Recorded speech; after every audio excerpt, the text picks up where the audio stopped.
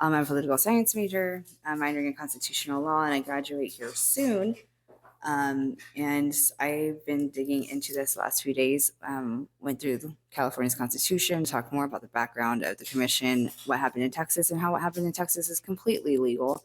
And Texas is unfortunately one of the battlegrounds, and it is always played dirty when it comes to gerrymandering. So, with that said, a little bit of background of California's Independent Redistricting Commission, which I'm just going to start calling the CRC, okay, California's Redistricting Commission.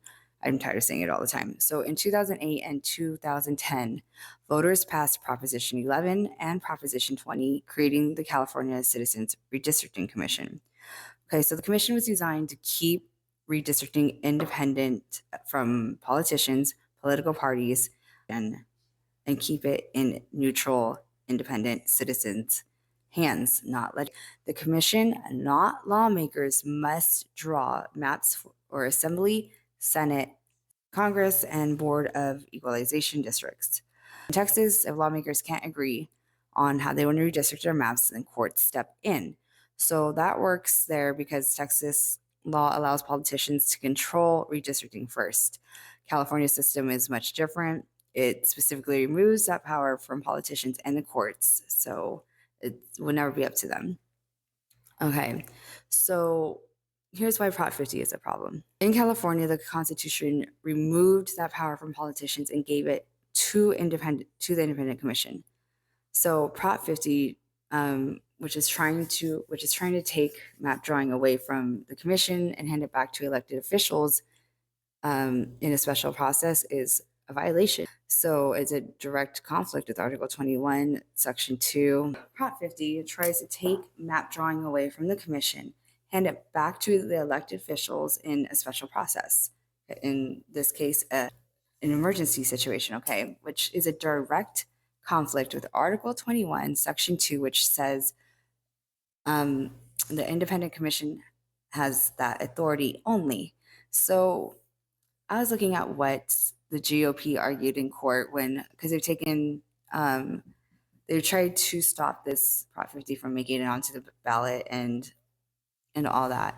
And I was looking at their arguments, and they got rejected twice. So the first argument they made is that Prop 50 illegally changes the rules mid-decade, interfering with already adopted maps, which is true, but it's a really weak argument. And secondly, that Newsom's timing and process violate the single subject rule and are an abuse of power meant to benefit Democrats, which is true. But like I said, I went through it and I saw how they went around it, and rejected the GOP's, claims and arguments and stance on it. But after my research and everything, okay, I found a few multiple legal arguments that I'm surprised weren't made in the first place because they're way stronger standing. And honestly, if they were argued correctly, there's going to be no way that the courts can reject Prop 50. Okay, so the main problem is that the GOP focused on procedure and timing. All right, but here's I think 7 other arguments that we had way better standing. Okay, so number 1 is the exclusive authority. All right, Article 21, Section 2 gives the Citizens Redistricting Commission, CRC, sole power to draw and defend maps. Prop 50 is trying to hand that back into the politicians, which is directly against the Constitution. Secondly, independence. The commission is meant to be free from legislative influence.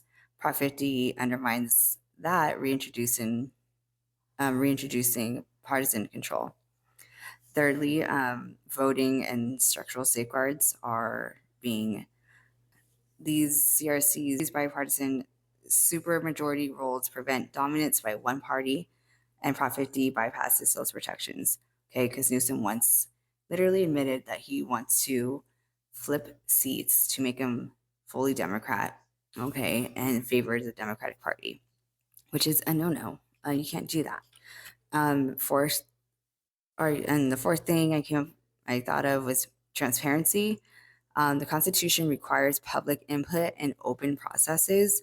Prop 50 removes those safeguards, and the proposed map in the ballot, the the voters' information guide, the proposed map had no input from any citizen or any person except Newsom and his friends. Okay, which is against the Constitution.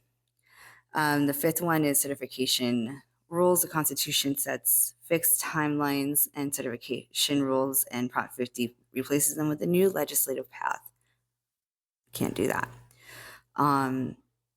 The sixth argument that I found that could be probably made is that maps must comply with federal law, respect communities of interest, be compact, and minimize splits. And Prop 50's maps aren't required to follow any of these standards. They're not meant to follow any federal or state law. So, and the seventh argument that could probably be used to fight against Prop 50 is amendment versus revision. Okay, so courts hold that structural changes to the Constitution, either state or federal, require a revision, not a simple amendment. Prop 50 dismantles the Commission's core role, which qualifies as a structural revision. Period. Can't do that.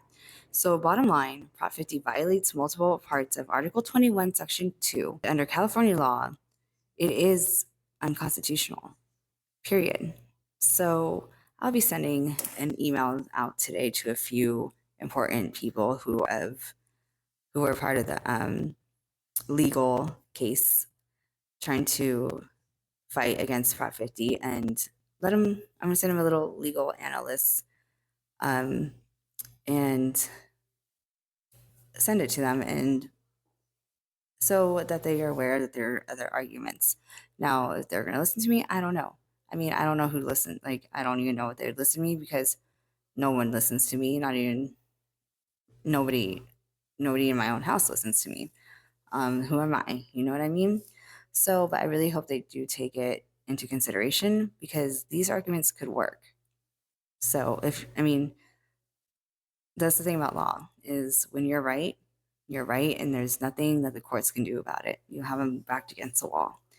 That's why I love constitutional law, because at the end of the day, they have to uphold to the Constitution. And there's nothing they can do about it.